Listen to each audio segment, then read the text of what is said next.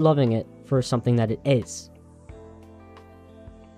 Wait, they made a Persona 4?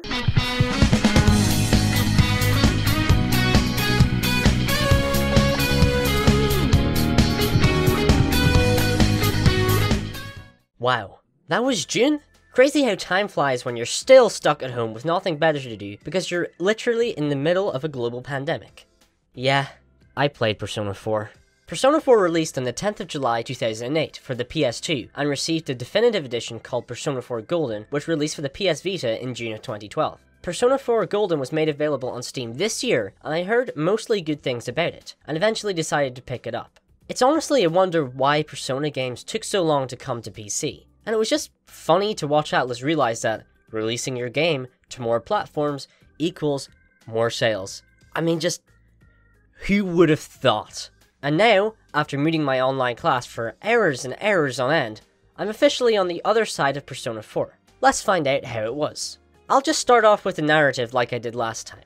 Persona 4 explores the idea of another world that's shaped by human desires. In Persona 5, this was called the Metaverse, but in Persona 4, it's called the TV world, because this world is accessed through the, TV. Yeah, you sort of just have to go along with this one. As you'd expect, a group of teenagers discover a phenomenon on their TV called the Midnight Channel, which displays mysterious images of people around town. And after a while, the people shown on the channel turn up dead. The group of teenagers, or the investigation team as they call themselves, venture into the TV to rescue the people on the Midnight Channel, and they use their personas to defend themselves. What's a persona? Hang on a sec, where did I put that file?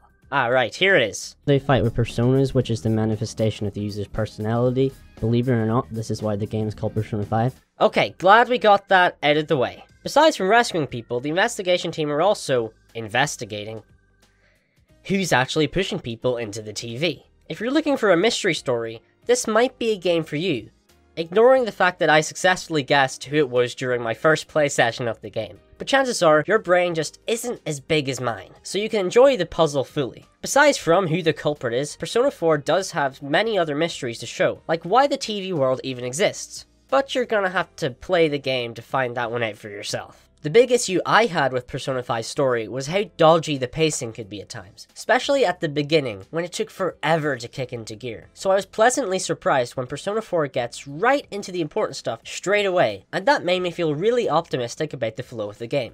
Unfortunately, the pacing issues came in around the middle of the game. Too many times did I have to sit through fairly meaningless interactions that ultimately amounted to nothing. Now, many of these scenes had fairly funny gags in them, but they'd always stretch out the joke too far and put me right back to sleep. This problem is more apparent if you beat each dungeon in one go, because then the waiting time between them is longer. But I suppose that factor is very subjective by how you choose to play the game. To the game's credit, the overly long downtime is a little more bearable thanks to the amazing characters. Remember those investigation team guys I mentioned? Yeah, well they're pretty awesome. Everyone in the group is so unique and all have vastly divergent backgrounds, and that's what makes the team's chemistry so fun to watch. Even on their own, these characters are nothing short of a blast to learn about and watch develop. Besides Yukiko, she's a bit boring. And on top of that, there are a few characters outside the team who are also an instant S tier from me. The best thing about having such vibrant characters is that you get really attached to them. And that attachment leads to lots of emotional scenes throughout the game that either make you feel nice and fuzzy or just sad. My verdict on Persona's 4 plot is pretty much the same as Persona 5's. Absolutely brilliant, but you'll just have to wait for that brilliance to show up every now and then. So as you know, primarily, Persona games are basically visual novels with gameplay as a side dish that's like the same size as the main dish. Listen, I probably could have come up with a better metaphor, but it's been a long day. I mentioned the overly long downtime the game gives you, which is where you carry out the social aspect of the gameplay. In social life, you can do different activities to increase social stats, like knowledge or courage. Each activity is basically just a cutscene of the protagonist eating a spicy bowl of ramen or riding a scooter. But during school, you're asked questions that are mainly trivia, and that does require some brain power. Some of the questions are really random, but damn, if I went to that school, I'd have aced it. The purpose social stats serve is to allow you to progress your social links with different characters. What are social links, you ask? Well, it's a chain of interactions that you have with different characters that strengthens your bond with them. These are also helpful because if you strengthen the bonds with your party members, they can take blows for you and withstand attacks in combat. Social links are honestly one of Persona 4's best aspects. Like I said earlier, strengthening your bond with each character and watching them develop is supremely satisfying. Overall, Social Life has an efficient gameplay chain going on. Do activities to improve your stats, use your stats to strengthen bonds through social links, and then use bonds to your advantage in the TV world. But speaking of the TV world, holy shit, the TV world. The TV world is where the gameplay shows itself, and, well, just how is it? It's kinda boring. It's the main reason I'd be hesitant to recommend this game to anyone. So, in the TV world, you explore various dungeons where you'll encounter shadows that you fight off with your personas. So, let's start with the dungeons. They're super linear. You're basically just running straight forward and turning occasionally. Plus, you just don't even run that fast. There are rooms to the side with shadows and treasure chests to fight, but they just waste time. The mapping of the dungeons is also just super annoying. Sometimes you'll run down a particularly long corridor just to find that it's a dead end, and now you have to go all the way back just to get back en route. On top of that, very few of them look aesthetically pleasing, and if they do, they wear off on you real quick because every floor of the dungeon looks the exact same. I assume most people who are considering playing this game are coming from Persona 5, so let me just say this. Do not expect any of the vibrant set pieces you saw in that game in Persona 4. If you want a positive, the turn-based battle system is solid. I don't really know what to say about it other than it's turn-based, but the core mechanics, they're solid, they're good. However, I can't just leave it there, because there is a problem here.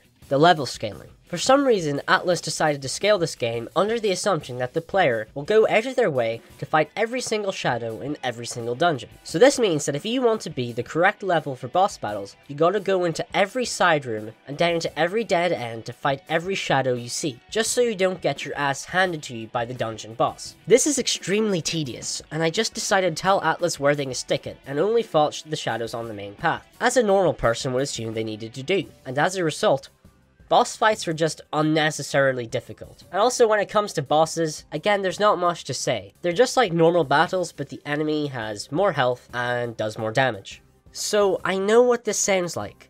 The gameplay seems terrible, so this game must be a no-go. Well, not exactly. How do I put this? As monotonous and tedious as the TV world can be, it's not like you're playing a platformer with shoddy physics or a shooter with BS aiming mechanics. It's turn-based. And whilst I'm not saying that kind of gameplay shouldn't be criticized as harshly as others, it's a different type of engagement as other games. There are no dumb areas that require frame-perfect reactions or anything.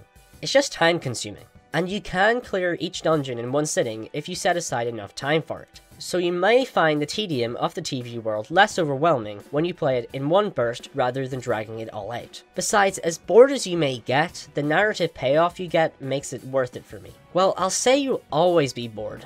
But the 7th dungeon has a banger!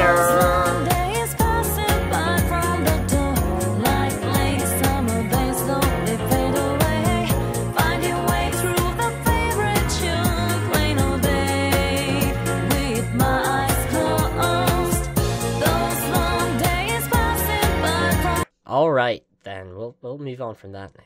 Dungeons aside, there's a few locations outside the TV world. The game takes place in a small, rural town called Inaba. That's pretty much its gimmick.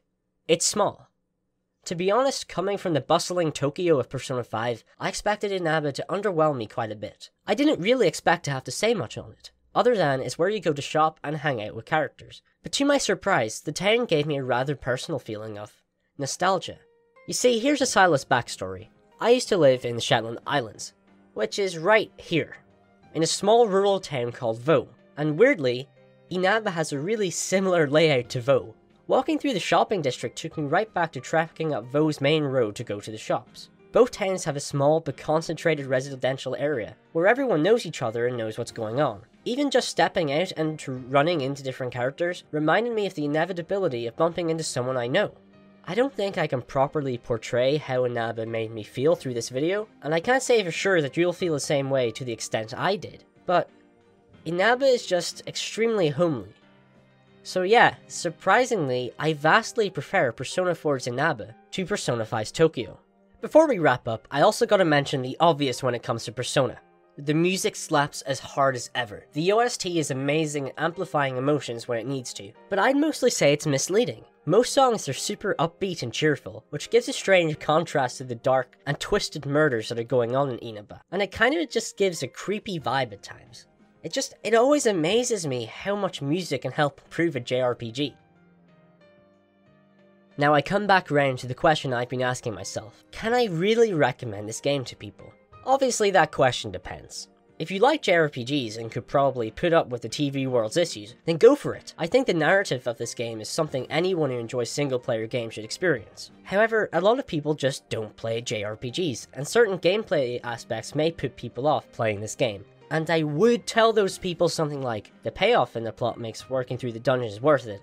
But Persona 4 and Persona 4 Golden have their own anime, which I've heard are both pretty good. So that means there is a way to get a good chunk of Persona's 4 plot without actually playing it. So yeah, this is a hard one. Obviously you can judge for yourself through what I've said in this video whether or not you'll pick this game up. But ultimately the conclusion I've come to is, I just don't know if I can recommend Persona 4.